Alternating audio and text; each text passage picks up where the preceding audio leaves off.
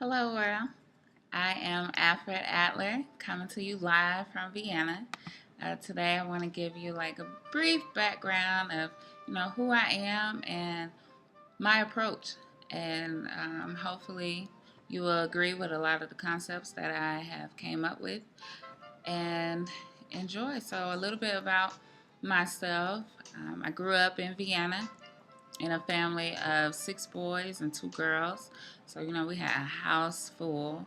It wasn't necessarily a happy time. Like, it was a lot of trouble and stuff. So, when I was little, I saw my younger brother who died at a very young age right next to me, like in the bed. And, that was something that a child shouldn't really have to see. And then also, at the age of 4, I almost died from pneumonia. Like I heard the doctor tell my father, Adler is lost. So at that point, that kind of motivated me to become a physician because I was always sick as a child and ill, and it was just not a very happy time for me growing up. And then also, the teachers, when I was in school, the teachers was like, look, Adler is going to be a shoemaker and nothing more than that. So, being so determined, I brought my grades up. I became at the top of the class, and then I attended University of Vienna. And then, I went through a different, spells of picking a degree and stuff, and eventually I shifted over to general medicine. So during this time, I met with Sigmund Freud, and I started going to a lot of his meetings and discussions and stuff. I was never actually like a formal member or like a follower of his because there was a lot of different concepts and beliefs that he had that I just was not okay with. So that was kind of where I was going to go with my approach, and you will see within my approach that my early childhood experiences definitely had an impact on the foundation of my theory. And I wanted to stress a theory that talked about, well, first, the name of it is, individual psychology. And then some people say, Adlerian theory. But I wanted to create a theory that kind of stressed choice and responsibility and the meaning in life. And also, striving for success and striving for a goal. I believe that we as humans are primarily motivated by like social relatedness and instead of sexual urges. And with this belief that Freud was trying to, emphasize on, I wasn't agreeing with because he was too narrow in his emphasis on the biological and the instinctual determination. So at that point, I was like, I'm not really feeling this, so I'm going to, start my own, have my own beliefs. And with the individual psychology, I wanted to emphasize understanding of a whole person in the context of, their lives and how all the components are unified by the individual's movement toward a life goal. And, we all are kind of motivated by, our instincts and our needs and our drives.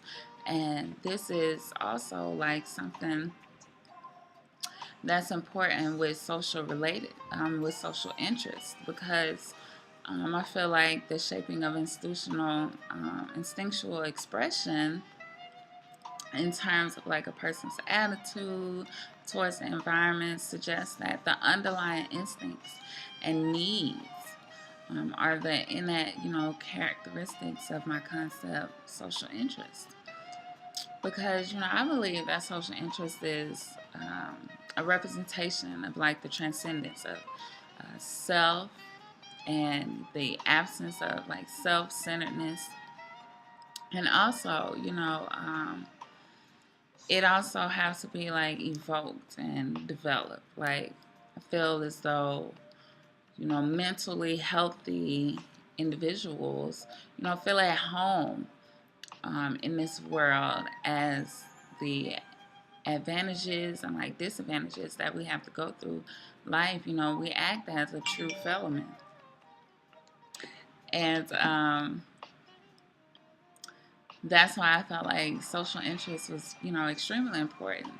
Even though I had like an overcrowded work schedule in my professional life, I still made time to sing, not very well, but sing and like enjoy music and enjoy life and enjoy, meeting with friends and family and just, keeping that social part of my life. And the next concept that I will kind of touch on is the birth order.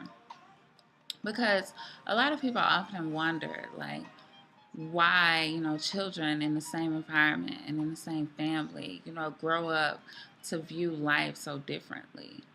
And being that I came from a large family and being the second born of us, it was just interesting that you would see later that I really didn't have, a very good relationship with my oldest brother, Sigmund, which some people may say, that's why I really wasn't cool with Sigmund Freud, was because, it was very similar to the relationship I had with my oldest brother, whose name was also Sigmund. But here's a brief breakdown of the birth order. First, I would say, it's 5 psychological positions in the family, which is the oldest, the second of 2, the middle child, the youngest child, and the only child. And with me being the second child, at first it was just me and my older brother. So from the beginning, when I was born into this world, like I had to share the attention with him, and I always felt like it was a race and it was a competition, all the way through, like when we was little and as an adolescent, I was just, not very fond of him. And even though as a young child, I still gained a lot of attention because I was so sick. My mother pampered me a lot, and I had a lot of respect for my father.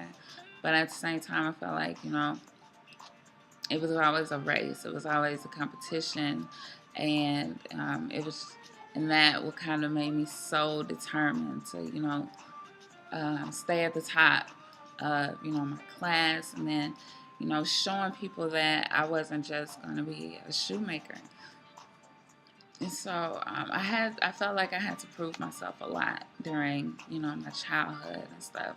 And I felt like that plays a lot in the different birth orders. And also, a lot of times people mistake, like people growing up in the same atmosphere, the same family, that we all should value the same things. But I don't believe that's necessarily true. For example, like with the as a second child, we are usually opposite of the first child. So, what parents get used to with the firstborn, is not necessarily going to be the same with secondborn.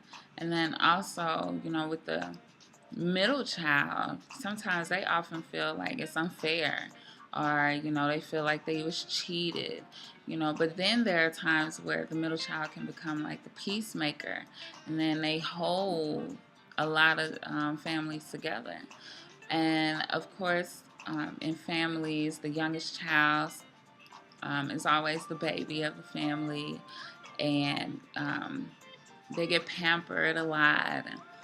And sometimes, the youngest child may develop like a, of helplessness, and they may become an expert in, using others to do, what they need to do. But the birth order is, very important in how many people, view their environment and, view their experiences that they grow through. And also, I feel like the climax of my theory was mainly the creative self. And with that, I mean that it is self that, in its creative aspects, that interprets and make experiences, meaningful, and also it searches for experiences to fulfill your unique style of life. Like, people are essentially, active and creative and purposeful in shaping, its response in the environment. And I see people as both the creators and also the creations of their own lives. And by that I mean, people develop like a unique style of living that is both of movement and an expression of their selected goal. As I mentioned before, like, I strongly believe that everything that we do is moving towards a life goal. And I feel like that is extremely important. And I wanted to stress like the unity of personality and contending of that people can only be understood and integrated as complete human beings. And that's my approach. Thank you for listening.